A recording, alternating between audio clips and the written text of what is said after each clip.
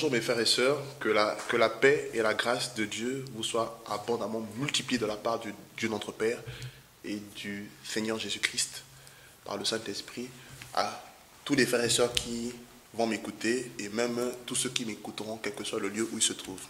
Je vais aborder un thème avec vous qui est très important parce que beaucoup de chrétiens et même de nouveaux convertis se posent des questions sur Jésus-Christ, Fils de Dieu. Est-il Dieu? Est-il seulement le Fils de Dieu? Et le thème de l'enseignement, c'est Jésus-Christ, Fils de Dieu et Dieu lui-même. Pour commencer, on va lire 1 Timothée, chapitre 3, le verset 16. C'est Paul qui dit « Sans contredit, le mystère de la piété est grand. Dieu a été manifesté en chair, justifié par l'Esprit, vu des anges, prêché aux gentils, cru dans le monde et élevé dans la gloire. » Paul parle de Jésus-Christ comme étant le mystère de la piété. Et il dit, il est grand, il est grand. Et cette grandeur, on le voit dans le livre de Ésaïe, chapitre 9. Ésaïe, des siècles avant que Jésus-Christ ne vienne sur la terre, il a annoncé, il a prophétisé le Messie, il a prophétisé le Christ. Ésaïe, chapitre 9, verset 5, « Car un enfant nous est né. » Souvenez-moi bien, vous qui nous écoutez, on va parler des choses profondes. « Un fils nous est donné, et l'empire reposera sur son épaule. On l'appellera l'admirable, le conseiller, le Dieu puissant, le Père d'éternité, le prince de paix. » On va s'arrêter là. Donc vous voyez que Isaïe parle du Messie, qui est la personne de Jésus-Christ, comme, premièrement, il dit un enfant nous est né, un être humain. Donc, Jésus-Christ est aussi, dans son incarnation, 100% homme. Il était né homme. Il a marché comme un homme, 100% homme. Et il faudrait qu'on comprenne que l'humanité de Jésus, qu'est-ce que ça représente par rapport à la divinité? Ça représente le corps éternel de Dieu. Dieu, le Dieu omniprésent, omnipotent, l'être infini, dont les saints ne peuvent contenir, n'habite dans aucun autre corps que l'humanité du Christ.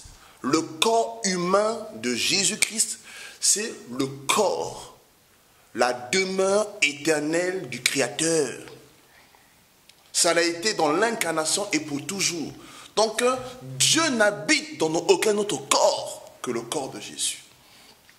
Donc, quand Jésus, homme, apparaît corporellement, c'est toute la plénitude de la divinité qui nous apparaît. C'est le Créateur qui nous apparaît. Voilà pourquoi, quand nous lisons dans le livre de Colossiens,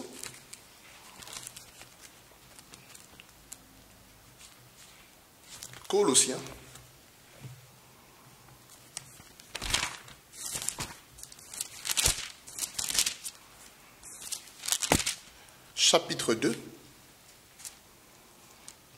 au verset 9, il est dit quoi?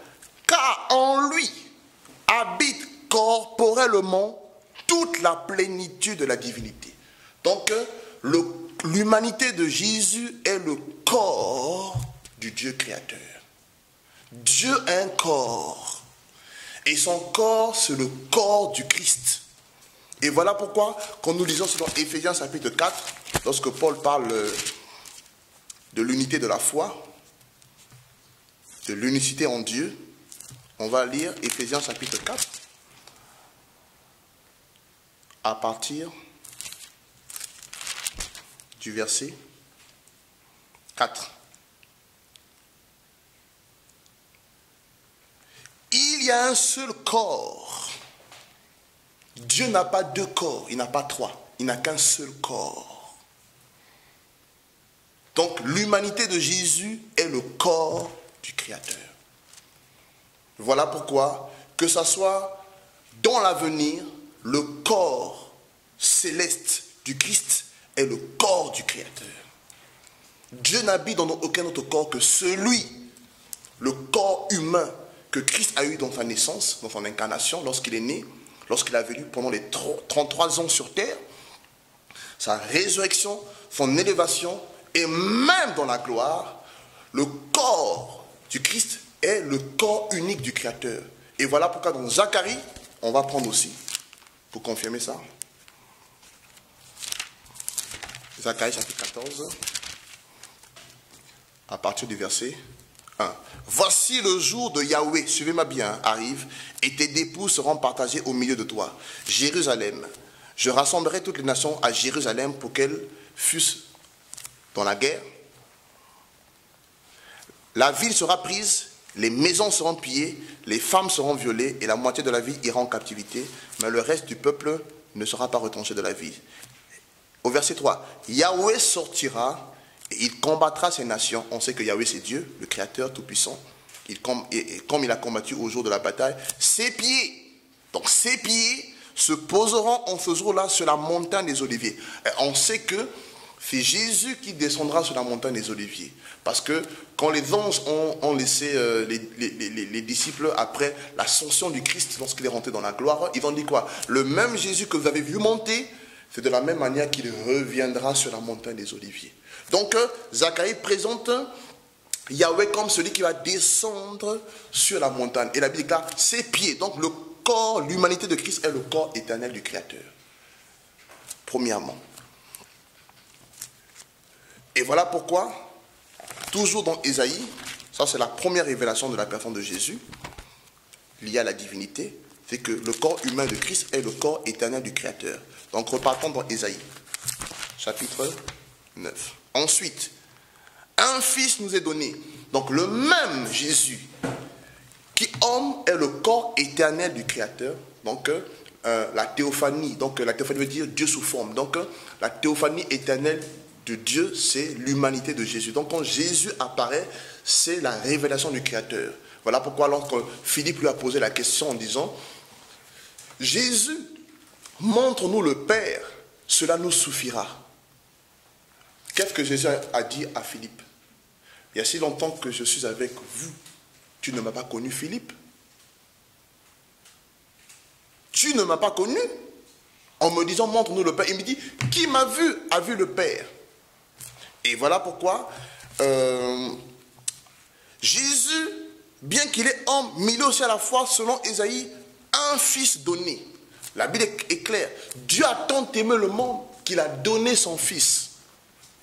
Donc Jésus, homme, est à la fois le fils de Dieu donné pour quiconque ait la vie éternelle. Voilà pourquoi il s'est révélé comme le fils de Dieu. Donc il est le fils de Dieu. Comprenons une chose, c'est que Dieu dans l'ancienne alliance a toujours joué deux rôles. Quand vous lisez les Écritures, à la fois Yahweh et l'ange de Yahweh. On va prendre un exemple pour confirmer ce que je dis. J'aime toujours prendre la témoin parce que c'est un enseignement. Prenons le livre de Genèse chapitre 22.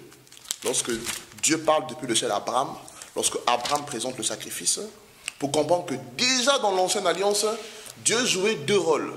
Le rôle de Yahweh et l'ange de Yahweh. Mais c'était le même Dieu.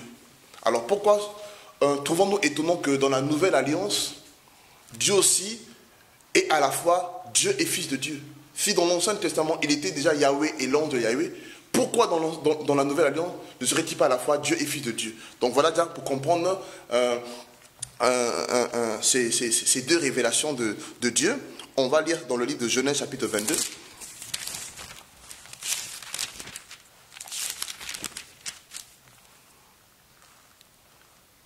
À partir du verset 12, 11 carrément. Mais l'ange de Yahweh l'appela depuis les cieux. On est bien d'accord, c'est l'ange de Yahweh l'appela depuis les cieux. Abraham, Abraham. Il répondit, me voici.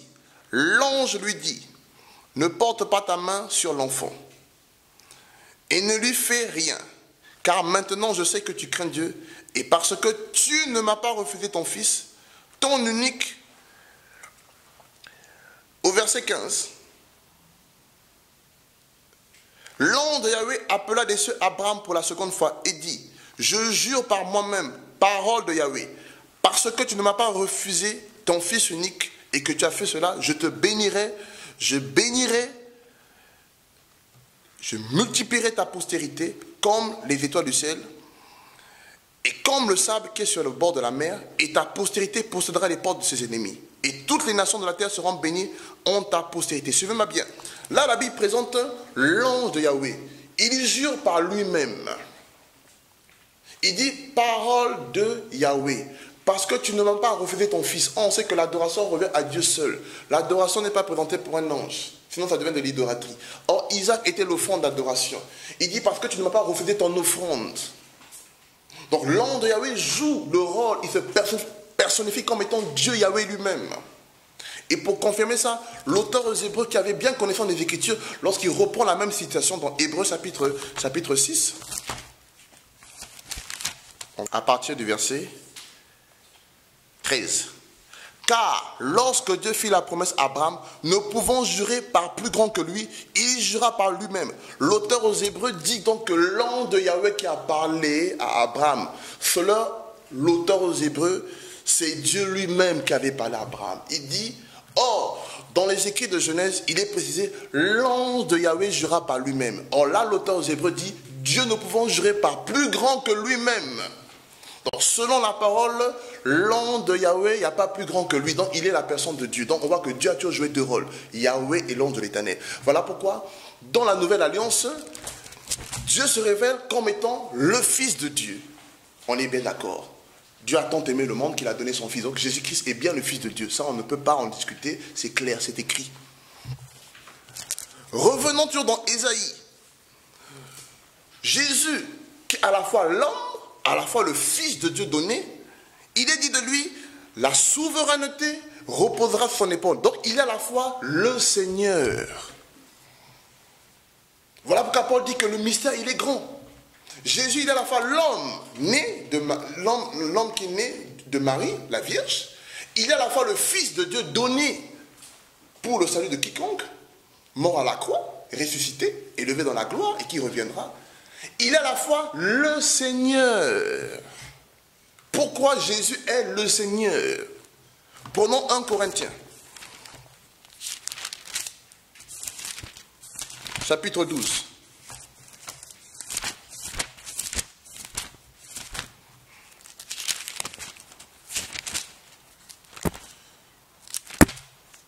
« 1 Corinthiens chapitre 12, à partir du verset 3.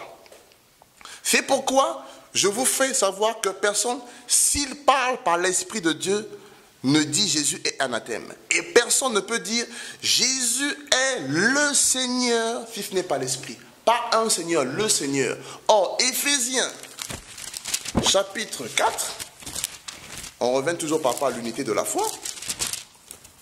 Paul dit quoi? Il y a un seul Seigneur. Selon Paul, dans Éphésiens chapitre 4, verset 4. Il y a un seul corps, un seul esprit, comme aussi vous êtes appelés à une seule espérance par votre vocation. Il y a un seul Seigneur. Donc Jésus est le Seigneur, l'unique, le Seigneur des Seigneurs, le vrai Seigneur. Il n'y en a pas deux, il n'y en a pas trois. Il est le Seigneur. Voilà le mystère. Il n'y en a pas deux. Donc on ne peut pas dire qu'il y a deux Seigneurs. Le Père est Seigneur, le Fils. Non, il est le Seigneur, l'unique. Seigneur qui a toujours existé de toute éternité. Le Seigneur des Seigneurs. Repartons encore. Toujours dans Ésaïe. La grandeur de la personne du Christ, Jésus. Il a encore dit, on l'appellera admirable, le conseiller, le Dieu puissant. Écoutez, là, le même qui est le Fils donné, le même qui est l'homme né de la femme, le même qui est le Seigneur, le même est le Dieu puissant. Or, le premier commandement d'Israël, c'est quoi? Shema Israël, écoute Israël, ton Dieu est un. Tu n'as pas d'autre Dieu devant ma face. Donc, le premier péché que Dieu mentionne, c'est l'idolâtrie. Dieu ne peut pas permettre qu'on adore un autre Dieu que lui. Or, Ésaïe prophétise que le Messie serait lui-même le Dieu d'Israël, le Dieu d'Abraham, le Dieu d'Isaac et le Dieu de Jacob. Et voilà pourquoi Thomas, dont Jean,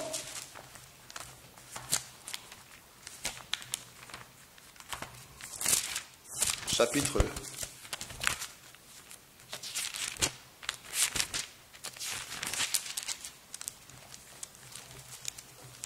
Jean chapitre 20,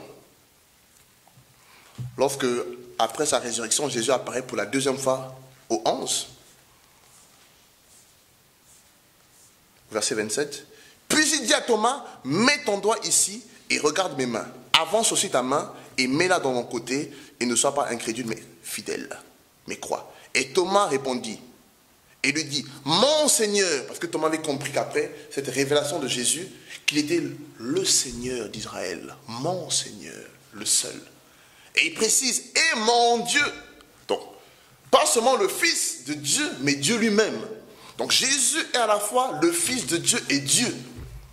Il ne faut pas s'étonner parce que dans l'Ancien Testament, Yahweh était à la fois Yahweh et l'ange de l'Éternel. Voilà pourquoi Jésus-Christ dans la Nouvelle Alliance, qui est le vrai Dieu, est à la fois le Fils de Dieu, l'ange de Yahweh, et Yahweh lui-même, Dieu lui-même. Mon Seigneur et mon Dieu. Écoutez, si Jésus n'était pas Dieu, une déclaration aussi forte de Thomas, il aurait dit non, je ne suis pas Dieu. Jésus n'aurait jamais accepté de prendre la place divine, qui était un grand péché aux yeux des Hébreux. Mais qu'est-ce que Jésus lui a dit? Jésus lui dit, pour répondre à sa déclaration, parce que Jésus répond à sa déclaration, il fallait que Jésus réponde à sa déclaration. Il fallait qu'il atteste. Mais Jésus marque le son en disant, parce que tu m'as vu, tu crois que je suis ton Seigneur et ton Dieu. Il dit, heureux ceux qui croient sans avoir vu. Donc, soyez heureux ceux qui sans avoir vu Jésus, comme Thomas l'a vu, croient que Jésus-Christ est votre Seigneur et votre Dieu. Pas seulement le Fils de Dieu, mais aussi Dieu. Et toujours dans Ésaïe, il est dit, le Père éternel. Ça c'est fort. Il ne peut pas avoir deux pères.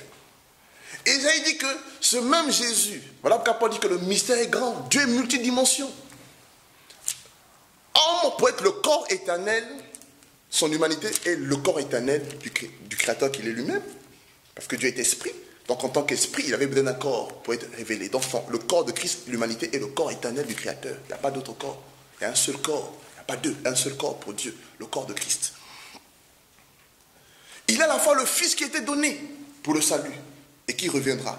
Il est à la fois le Seigneur que la création a toujours connu. Il est à la fois le Dieu véritable, le Dieu d'Israël. Et il est à la fois le Père éternel selon Ésaïe. On l'appellera le Père éternel. Voilà pourquoi c'est lui qui a apporté la révélation du Père. Voilà pourquoi quand on lui pose la question, montre-nous le Père. Philippe, il dit à Philippe, il y a si longtemps que je suis avec vous. Vous ne m'avez pas encore connu. Mais qui m'a vu, a vu le Père. Donc, ceux qui pensent comme Philippe, beaucoup de chrétiens sont comme Philippe. Quand ils seront dans la gloire, ils vont dire à Jésus, Jésus, on t'a vu suffisamment, montre-nous le Père. Il leur dira la même réponse. Mais qui m'a vu a vu le Père. Donc, on ne verra pas le Père autre qu'en la personne de Jésus-Christ dans l'éternité. Voilà pourquoi on l'appelle le Père éternel. Dans l'éternité, Jésus, quand il se manifestera à nous dans l'éternité, il sera lui-même le Père éternel. Il nous dira, comme il a dit, mais qui m'a vu a vu le Père. Ne pensez pas qu'on verra le Père là et Jésus à côté. On verra la gloire du Père. Voilà, ça c'est le Père, ça c'est Jésus. Non. Jésus est la révélation du Père. Il dit qu'il m'a vu, a vu le Père. La réponse de Jésus à Philippe est une réponse éternelle à tous ses disciples. Tous ses disciples. Donc comprenez bien ça. Dans le trône, il n'y a qu'un seul Dieu, c'est Jésus. Apocalypse parle de lui comme étant l'agneau de Dieu immolé au milieu du trône. Donc il est la personne centrale du trône. Quand on dit assis à la droite de Dieu, chez les Hébreux, la droite veut tout dire que la manifestation glorieuse de Dieu. Donc quand on dit que Jésus est assis à la droite de Dieu, il est assis au lieu où la manifestation de Dieu se voit à l'œil nu en toute puissance, sur le trône. Donc il est assis au milieu du trône, à la droite. Le lieu où la gloire, la toute puissance gloire de Dieu se manifeste. Mes frères et sœurs, Jésus est Dieu. Il est le Fils de Dieu. Il est le Seigneur. Il est le Fils de l'homme. Et pour terminer, prenons Éphésiens, toujours, chapitre 4.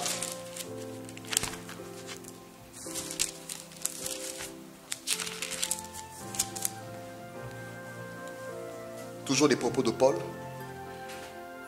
Il dit quoi? Il y a un seul corps. Donc, l'humanité de Jésus, retenez bien, c'est le seul corps de Dieu. Un seul esprit. Or, il est écrit aussi dans le livre de 1 Corinthiens, chapitre 15, que Dieu a fait de Jésus un esprit vivifiant. Or, il n'y a pas deux esprits. Donc, si Jésus lui-même est un esprit, alors, voilà, Corinthiens chapitre 15, verset 45, notez bien 45. Comme aussi il est écrit, le premier homme, Adam, a été fait une âme vivante, et le dernier Adam, Jésus-Christ, un esprit vivifiant. Or, Paul dit dans Éphésiens chapitre 4, il y a un seul esprit. Donc, le seul esprit, c'est Jésus-Christ. Voilà pourquoi Paul dit, le Seigneur, c'est l'esprit. Or, il n'y a qu'un seul Seigneur. Le Seigneur, c'est l'esprit. Donc, Jésus, à la fois dans sa dimension, le Saint-Esprit. C'est quand même fort. Le Saint-Esprit, c'est Jésus. Comme aussi vous avez été appelé à une seule espérance, faites de votre vocation, c'est la vie éternelle. Notre espérance, c'est la vie éternelle. Or, la vie éternelle, c'est Jésus. Il dit, je suis la vie. Donc, notre seule espérance, c'est la vie éternelle. Et la vie éternelle, c'est la vie divine. C'est la vie de Christ. Il est la vie éternelle. Donc, il est l'espérance qui est la vie éternelle. Il y a un seul Seigneur, on a vu, c'est Jésus, une seule foi. La foi en qui? En Jésus-Christ, toujours. Il dit, quiconque croit en moi ne sera point confus. La foi en Jésus-Christ, toujours. Un seul baptême, toujours qui? La mort de Jésus, sa résurrection. Vous voyez que Jésus est Dieu. On a vu un seul Dieu. On a vu dans Éphésiens chapitre 9, verset 5. On l'appellera le Dieu fort. Un seul Dieu, pas deux. Et un seul Père. On l'appellera le Père. Vous voyez que Jésus est tout. Vraiment, vous qui écoutez ça, comprenez une chose, Jésus est à la fois le Fils de Dieu et Dieu, le Père. C'est Jésus, c'est notre Dieu. Voilà pourquoi il faut l'aimer. Gardons-nous des idoles, mes frères. Gardons-nous des idoles. Si quelqu'un essaie de vous faire croire que Jésus n'est pas Dieu, seulement le Fils de Dieu, prenez-lui les versets qu'on a lus en quelques mots et présentez-lui face à face. Je crois qu'il sera convaincu. Que Dieu vous bénisse, vous qui avez écouté la parole.